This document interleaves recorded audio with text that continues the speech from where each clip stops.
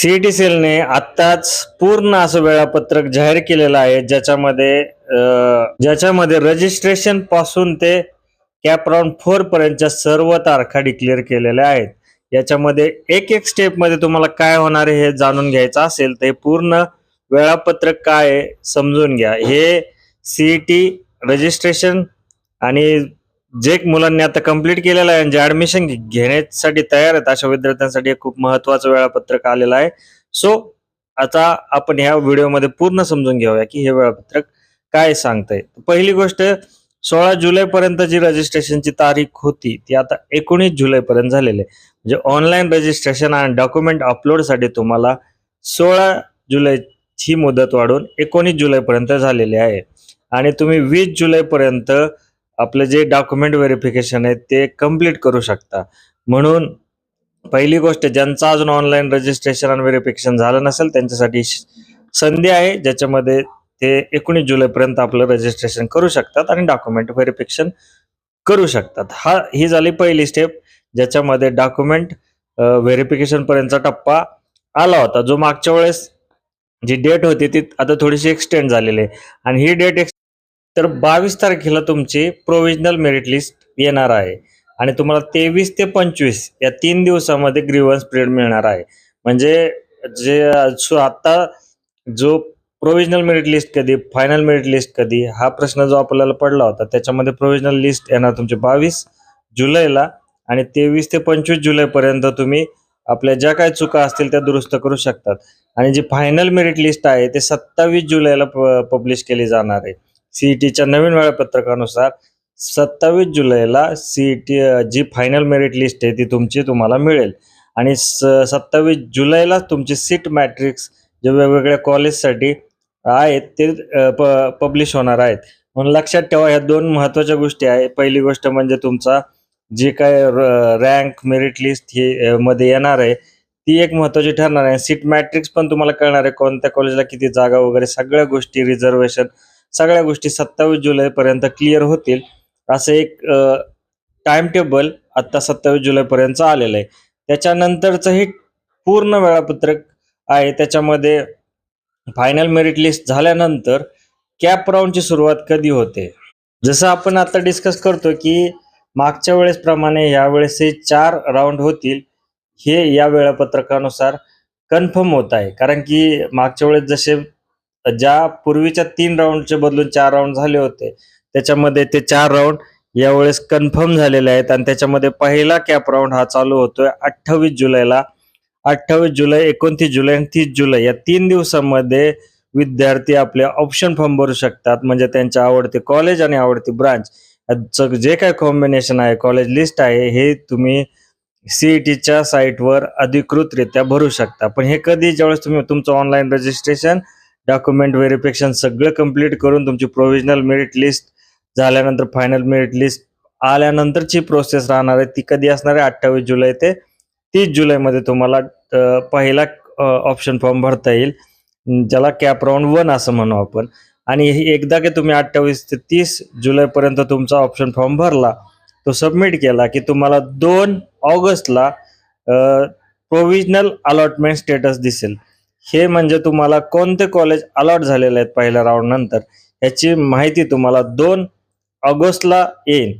याच्यामध्ये मग तुमचं जे पहिलं कॉलेज अलॉट झालेलं आहे त्याच्यामध्ये तुम्ही आयदर ते फ्रीज, त्याच्यानंतर बेटरमेंटला टाकू शकता. तुम्हाला जी प्रोसेस करायची आहे त्यानुसार तुम्ही पुढच्या कॅप राऊंड 2 ला जाण्याचा निर्णय घेऊ शकता किंवा पहिल्याच राऊंडला ऍडमिशन घेऊ शकता. पण हे ऍडमिशन तुम्ही कधी घ्यायचं, तर कॅप राऊंड 1च्या अलॉटमेंट नंतर तुम्हाला 3 ते 5 तारखेपर्यंत ऍडमिशन घेण्याची मुदत मिळेल.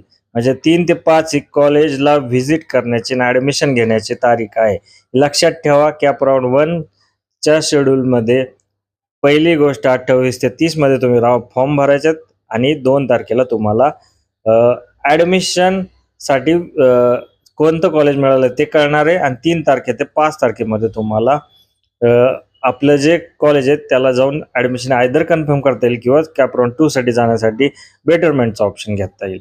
सो हे झालं पहिल्या राऊंडचं डिटेल्स. आता दुसरा राऊंड कधी चालू होतोय तर त्याच्यापूर्वी तुम्हाला 6 तारखेला 6 ऑगस्टला पहिल्या राऊंड मधून व्हॅकंट राहिलेल्या सीट लक्षात येतील. मग तुम्हाला ज्या विद्यार्थ्यांनी बेटरमेंट केलं जे ऍडमिशन घेतले त्याच्यानंतरही ज्या सीट रिकाम्या राहतील त्या सीटची यादी तुम्हाला 6 ऑगस्टला मिळेल. त्या व्हॅकंट सीट तुम्हाला कळतील आणि मग तुम्ही 7 ते 9, 7, 8 आणि 9 मध्ये कॅप राऊंड 2 साठी ऑप्शन फॉर्म भरू शकता. म्हणजे तुम्हाला कॅप राऊंड 2 ची तारीख आहे ती 7, 8, 9 ऑगस्ट हे लक्षात ठेवा. तर 12 ऑगस्टला तुमची दुसऱ्या राऊंडची प्रोव्हिजनल अलॉटमेंट लिस्ट लागेल, ज्याच्यामध्ये तुम्हाला दुसऱ्या राऊंड नंतर कोणतं कॉलेज मिळालेलं आहे आपल्या लिस्ट मधलं ते तुम्हाला लक्षात येईल आणि त्याच्यानुसार तुम्ही निर्णय घेऊ शकता. तुम्हाला त्या राऊंड नंतर थांबायचे, ऍडमिशन कन्फर्म करायचंय की परत कॅप राऊंड 3 ला जायचंय. तर हा निर्णय तुम्हाला 12 तारखेनंतर घेता येणार आहे. त्याच्यामध्ये तुम्हाला 13 ते 17 ऑगस्ट पर्यंत मुदत मिळणार आहे ऍडमिशन कन्फर्म करण्याचे. लक्षात ठेवा, कॅप राऊंड 2 नंतर दिलेला हा वेळ सगळ्यात जास्त आहे आतापर्यंत. प्रत्येक राऊंडला 3 दिवसाचा वेळ मिळतो ऍडमिशन प्रोसेससाठी, पण इथे 13, 14, 15, 16 आणि 17 5 दिवसाचा वेळ दिलेला आहे. कारण की बरेच विद्यार्थ्यांनी कॅप राऊंड 2 नंतर निर्णय घेण्यात येतो, म्हणून हा चान्स लक्षात घेता 5 दिवसाचा कालावधी हा कॅप राऊंड 2 नंतरच्या रिपोर्टिंगसाठी दिलेला आहे. म्हणून ही एक ह्या वेळेची सर्वात मोठी गोष्ट आहे. 3च्या ऐवजी 5 दिवसाचा वेळ इथे मिळालेला आहे. 17 ऑगस्ट पर्यंत तुमचा कॅप राऊंड 2 चे ती म्हणजे कॅप राऊंड 3 ची ऑप्शन फॉर्म भरण्याची. ह्याच्यामध्ये तुम्हाला 18 तारखेला प्रोव्हिजनल मेरिट लिस्ट तुमच्याकडे येईल. त्याच्यानंतर तुम्ही 18 ऑगस्ट नंतर जे आपले वॅकंट सीट आहेत ते पाहू शकता आणि त्या वॅकंट सीटच्या नंतर तुम्ही 19 ते 21 या 3 मध्ये 21 म्हणजे हा 19, 20 आणि 21 तारखेला तुम्हाला कॅप राऊंड 3 चे ऑप्शन फॉर्म भरता येतील. त्याच्यानंतर 21 तारखेपर्यंत तुम्ही एकदा ऑप्शन फॉर्म सबमिट केला की तुम्हाला 24 तारखेला प्रोव्हिजनल अलॉटमेंट कळेल कॅप राऊंड 3 ची. तिसऱ्या राऊंडची अलॉटमेंट ही 24 ऑगस्टला होईल, हे लक्षात घ्या.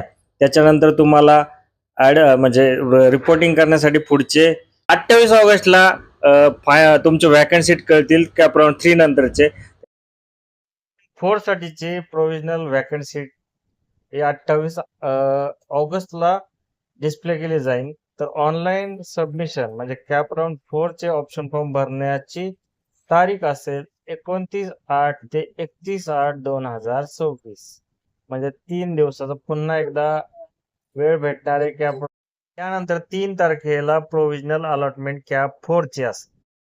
सप्टेंबरला 4थ्या राऊंड साठीचे प्रोव्हिजनल अलॉटमेंट डिक्लेअर होईल, जी फायनल असेल. 4 साठी 4 सप्टेंबर ते 7 सप्टेंबर या 4 दिवसामध्ये तुम्हाला ऍडमिशन घेण्यासाठी आणि रिपोर्ट करण्यासाठी मिळतील. सो 4थ्या राऊंड नंतर 4 सप्टेंबर ते 7 सप्टेंबर पर्यंत तुम्हाला मुदत. इन्स्टिट्यूट लेवलचे ऑप्शन फॉर्म हे 3 तारखे ते 7 सप्टेंबर पर्यंत भरता येतील. ही एक त्यातील महत्वाची गोष्ट आहे. 4 नंतरच्या पुढचे शेड्यूल आपण नेक्स्ट व्हिडिओमध्ये पाहूया. तोपर्यंत नेक्स्ट व्हिडिओ